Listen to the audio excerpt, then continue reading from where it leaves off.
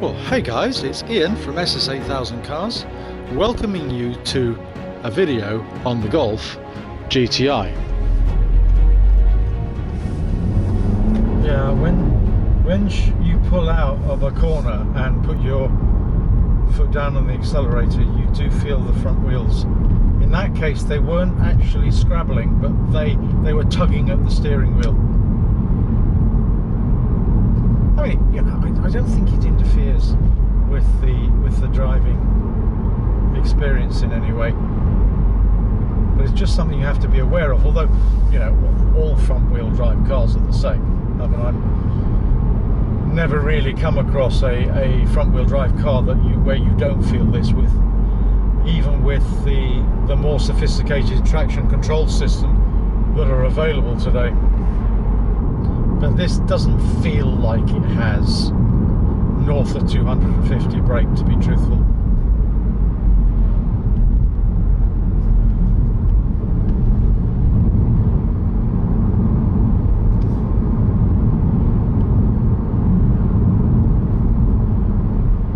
And that, and the fact that you get a bit of scrabbling when you're trying to get the power down. The car itself seems immensely stable.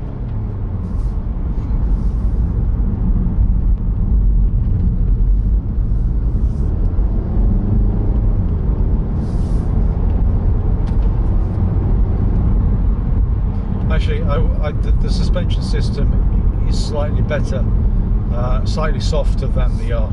You can tell on this sort of road because it's going over the bumps really quite smoothly. Actually, nice. Quite like that. Really, I mean, because this road is quite ridged. It's quite often. Sometimes we bring the quadcopter up here to do some filming.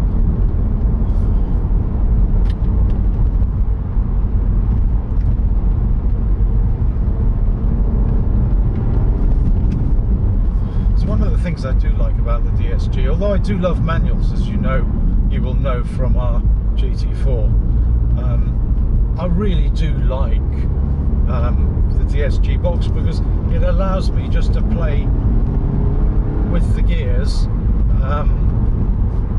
while still holding both hands on the steering wheel. I suppose you don't get quite the same sort of pleasure out of actually slotting the gears in nicely.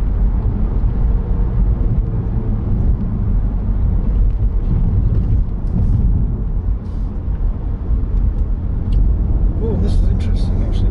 Now, this car is not as well balanced as the R.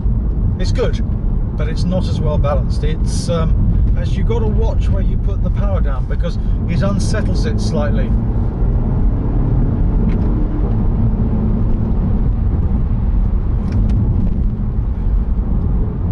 You've got to watch where you turn in as well, so you don't want to get the power down too heavily as you're turning in.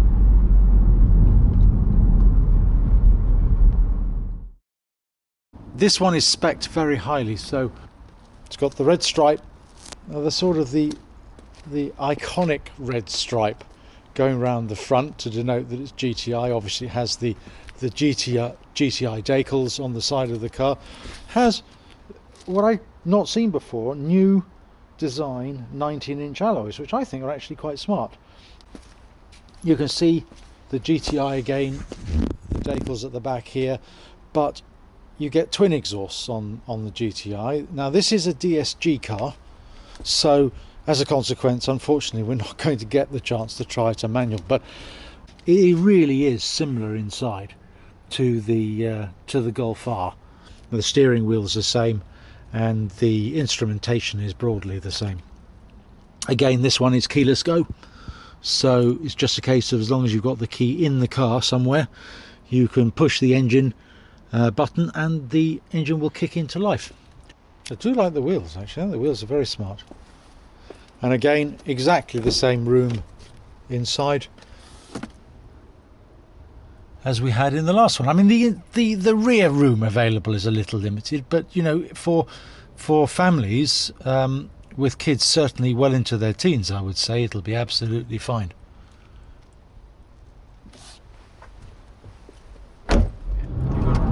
see what I mean? I didn't even put the power down. No, it's just, however the... Oh yeah, you can feel it, can't you? And you can see the traction control symbol come up. But it is 5 degrees and it is a little bit wet.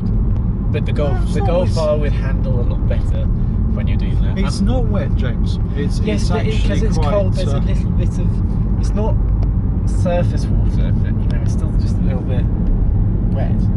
I rest my case. It's completely dry. It's not completely dry. It's not wet, okay, but it's not dry. No. All right, I know what you mean. You mean it's damp. There's less friction than usual. Yeah, maybe. By the way, I barely pressed it.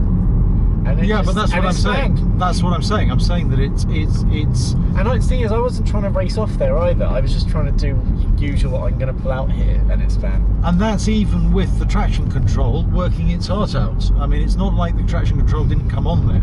It was on, and it was flickering away. Even the it went in there. But that's because you've got a slight. You were putting your foot down, but that's because there's a slight. It was a very gentle curve. That's what I mean. There's a gentle curve, and you get the feedback through the steering wheel, like it's trying to straighten the steering wheel. Well, I think where you can, I don't know, the feedback through is actually the traction control response. Although the indicator pops up when you get the. Yeah. You think that's what that is? Yeah, maybe. But the thing about it is, it makes it quite exciting, I suppose. I suppose it makes it more fun. Yeah, it makes if you're in. It requires you to control the car more. But then if you want to control the car more, you get a manual version of this, not a DSG. So why would you get a DSG? If you had the choice, if you had the money, and you had the choice between getting the GTI and the Golf R, yep. For fun purposes, sorry, for more control in the car, not for fun purposes, for someone who wants to have more control over a front-wheel drive car, you would go for the GTI manual. Well, there is no need to go for a DSG other than it knocks off 0.2 of a second or less. I don't agree with you, because I actually think it's easier to control with the DSG than it is with the manual, because the manual comes down to your control of the clutch as to how much spin you're going to get. Yeah, but you see that's the fun part of it. Yeah, okay. Well, but that's how we got into this conversation. Was, you know, maybe not having four-wheel drive is a tad more fun. Maybe it is. The thing is, it depends on how you drive the car. If you're using this as a commuting car every day, you probably get a bit fed up of the front wheels spinning on a regular basis. But well, that's only if you're trying to, because if you're commuting, the only time you're going to want to use the power is when you're trying to pull out somewhere, because there's a long line of traffic and there's a gap which is big enough. Yeah, if you just enough for you. Yeah, and that's when you don't want the wheels spinning, which they are going to. Well, they're going to, whether you've got a manual or a DSG. So therefore, if you're a commuter, technically you still want the R. Well, that's what I'm saying. That's actually what I'm saying. I think the R would make a better everyday car, because you don't have to concentrate so hard. But when you really want to go for it, then there's something quite fun about getting the front wheels. Traction control to lose it. Because the traction control is quite nice, because you do get the feeling that it's giving you a little bit of capability, i.e. some of what's happening is down to your right foot as much as it is down to the traction control. Because obviously you come off it slightly, but you can feel the pointer where the front tyres are starting to grip, you see. What I like about both the GTI and the R is generally it's a nice driving environment. The seats are really comfortable, whether they're the leather or they're not. The wheel falls to hand, the instruments are nice and intuitive. Everything about the car really tends to exude quality. Maybe, as I've said before, the quality of the carpets is a bit suspect, but other than that, I think the R. No, I don't think the R looks as nice as this. What inside? In the darkness. I think the red strips look cooler I prefer. Than the blue I think the blue strips are cooler than the red strips. Now, isn't that? Maybe that's an age thing. What do you think?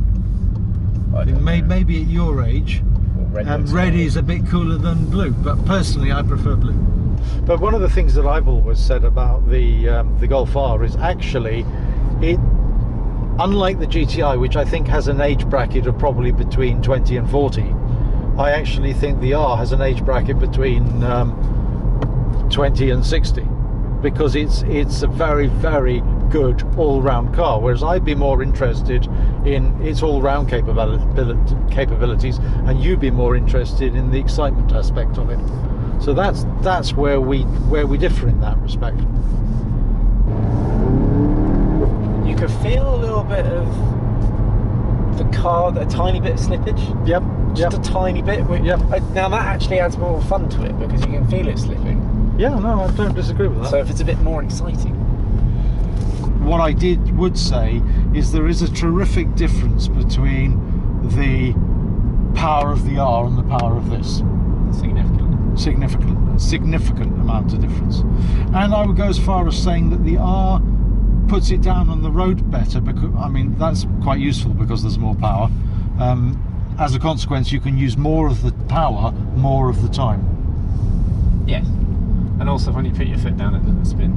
Yeah, precisely. Well, not to this extent anyway. I mean, you get a little bit of spin sometimes if you're coming out, and you can almost feel it transferring the power to the rear. But actually, it does that pretty seamlessly, doesn't it? Yeah, yeah. So I mean, it totally depends on what you want from a car. Again, James, as you can hear, would always have a manual, and I'd always have a DSG. But I suppose that may not be I'm overly not sure surprising. if I have a manual in the Golf R actually. I think I definitely have a manual for this, no question. But I don't think I'd have a manual for the R actually. Why? Well, because the four-wheel drive kind of just has so much traction that you wouldn't have as much fun. Or sorry, because the fun is in having a clutch and having the wheels spinning and being able to control that and having doing a perfect gear shift. Yeah. Brings a smile to your face. Yeah, but I mean, you get the No, and the thing is, like, if it spins, you know you haven't done it perfectly and things like that. And I just feel like in the Golf R. Yeah, but what you've got to remember is we've got the GT4's manual, and the GT4 has 380 to 390 brakes. It's rear-wheel drive. It's rear-wheel drive. I know, I accept that completely. But the pleasure out of driving the GT4 is from choosing the right gear at the right time and slotting it nicely into that gear. Yeah, but it's not four-wheel drive, so the thing is, you'll still get some slippage with it. And it has so much power that you will slip. Oh yeah, no, it slips. Exactly. Easy to get the to R slip, yeah. it doesn't easily slip. Well, maybe not.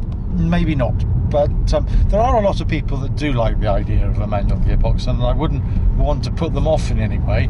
It's just for my type of driving, I think, a DSG. Put it this way, if I was actually, you know what, I think if I was to take a car to a track for fun, I would take the GTI. However, if I was going to take a track for, I want to see what lap times I can get, I'd take the R. Take the R, yeah.